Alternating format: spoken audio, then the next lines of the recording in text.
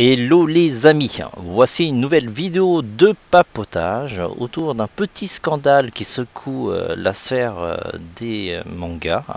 Il s'agit d'un mangaka qui a été arrêté pour conduite vraiment incorrecte et je vais vous détailler ça de suite. Alors il s'agit d'un des auteurs de Act Edge, désolé de la prononciation, édité en France chez Kiun et édité au Japon à la Shueisha.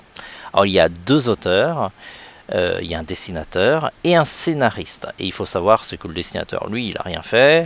C'est le scénariste qui est en cause dans cette affaire-là. Et c'est la NHK, la télévision japonaise, qui a sorti le scoop.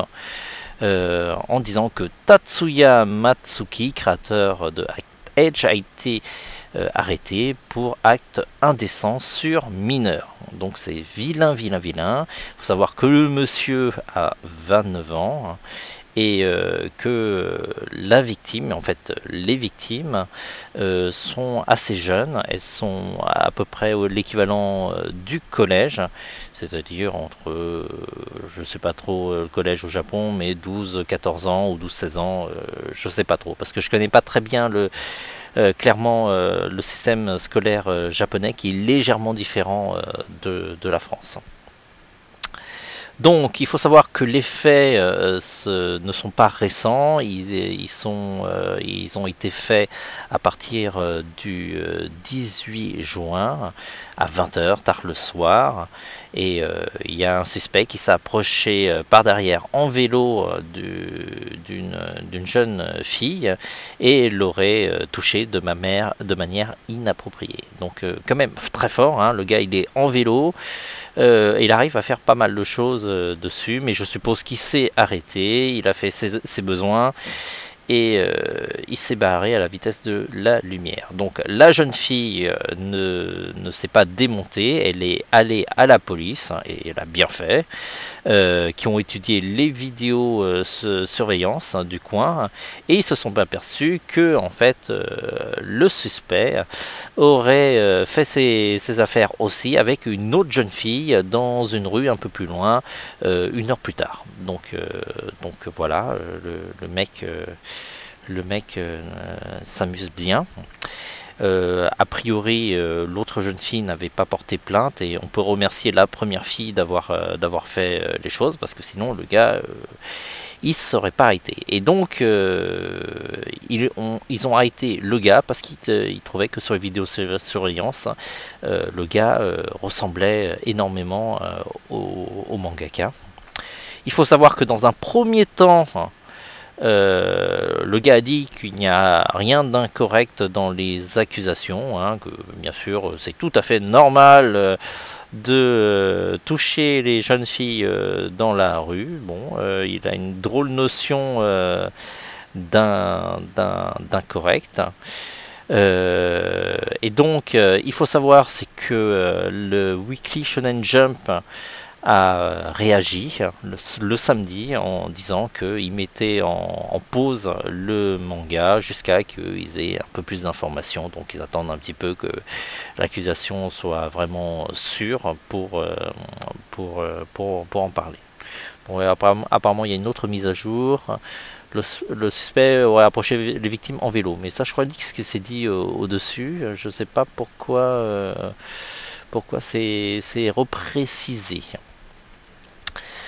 Alors, donc Manga Sanctuary a aussi publié la news. Il n'y a pas grand chose de nouveau. Alors, on vous mettra les liens en commentaire, mais comme d'habitude, hein, on se fie sur plusieurs sources. Là, j'ai mis sur actualité parce qu'en fait, je connaissais pas l'histoire du manga Act Edge, et donc c'est l'histoire d'une lycéenne qui vit avec ses frères et sœurs et leurs parents, leur mère est décédée et leur père n'est jamais là. Alors ça c'est un classique dans les mangas, les parents ne sont jamais là.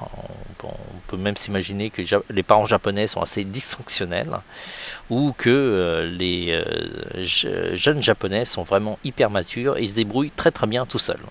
Je peux vous assurer que c'est pas le cas, hein. Au Japon, on voit bien les parents japonais, ils délaissent pas du tout leurs enfants comme ce que pourraient faire croire les mangas. Mais on va s'imaginer que les jeunes aimeraient ne pas avoir leurs parents sur le dos. Et donc sur Notigion, eux, ils ont fait une mise à jour. Eux, ils disent que le Matsuki, c'est-à-dire le scénariste, vient d'admettre ces accusations. D'ailleurs, je me demande même si, quand on est scénariste d'un manga, si on peut être considéré comme mangaka. Je ne sais pas trop si ça ne concerne que le dessinateur ou le dessinateur et celui qui crée l'histoire en même temps.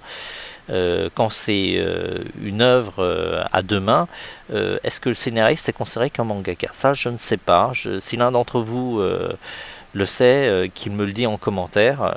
Même moi qui suis sur les mangas depuis pas mal de temps, c'est le genre de truc que je ne me suis jamais interrogé dessus. En France, on dit que ce sont les auteurs, et donc ça comprend aussi bien le scénariste que le dessinateur. Donc je suppose que mangaka, ça doit correspondre aussi aux deux. Alors il faut savoir, c'est que j'ai fait des recherches un petit peu aussi sur le manga que je connaissais pas du tout. Il y a des petites choses un petit peu sexy, mais rien qui présage que le scénariste est un gros pervers qui fait des choses pas bien dans la rue. Donc voilà, si vous avez lu le manga, n'hésitez pas à me dire si c'est hyper sexy à l'intérieur ou pas, parce que ça, c'est un truc je ne connais pas du tout. Alors, il faut savoir, c'est que la Shueisha n'est pas à son premier scandale au niveau des mangaka, et il y a eu en 2017 un scandale beaucoup plus gros autour d'un mangaka qui est beaucoup plus célèbre que Act Edge. C'est l'auteur de Kenshin qui a été arrêté pour possession d'imagerie pédopornographique où il y avait des jeunes adolescentes, et à l'époque le gars avait dit qu'il adorait les jeunes filles, hein, et ça avait vraiment fait tâche. J'ai fait des recherches un petit peu sur Wikipédia pour savoir ce qui s'est passé au niveau de ce mangaka, et a priori en novembre 2017 il a été condamné d'une amende de 200 000 yens. Alors ça a l'air énorme comme ça, mais en fait c'est 2000 euros pour détention de vidéos, on va dire illégales. Et donc la Shueisha avait suspendu la suite de Kenshin, et après la condamnation, ils ont repris la publication du mangaka, et depuis il a été plutôt discret. Donc voilà. Donc ça a quand même fait un choc pour moi en tout cas, parce que je connaissais bien Kenshin, alors que Art Edge je connaissais pas du tout.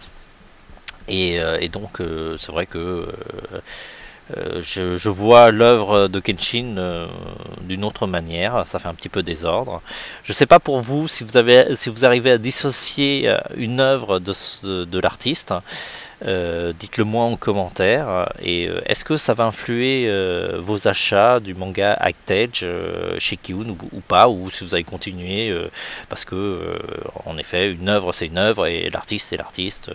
C'est toujours une question très problématique. On l'a vu en France avec Roman Polanski, et je vous avoue que même moi je n'ai pas un avis vraiment tranché sur la question. Merci d'avoir suivi cette vidéo, j'espère qu'elle vous a plu. N'hésitez pas à mettre un pouce vers le haut ou vers le bas si ça vous a déplu. Abonnez-vous pour voir nos autres vidéos de papotage. Je suis désolé qu'il n'y en ait pas d'autres, mais ça fluctue en fonction de l'actualité, et je ne vais pas faire une vidéo juste avec aucun contenu, donc il faut vraiment que j'ai quelque chose à dire. J'ai normalement une autre idée de vidéo à faire qui ne concerne pas les mangas mais plutôt le cinéma.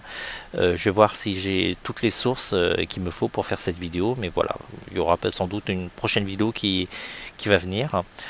On se dit à très vite. En attendant, papotez bien.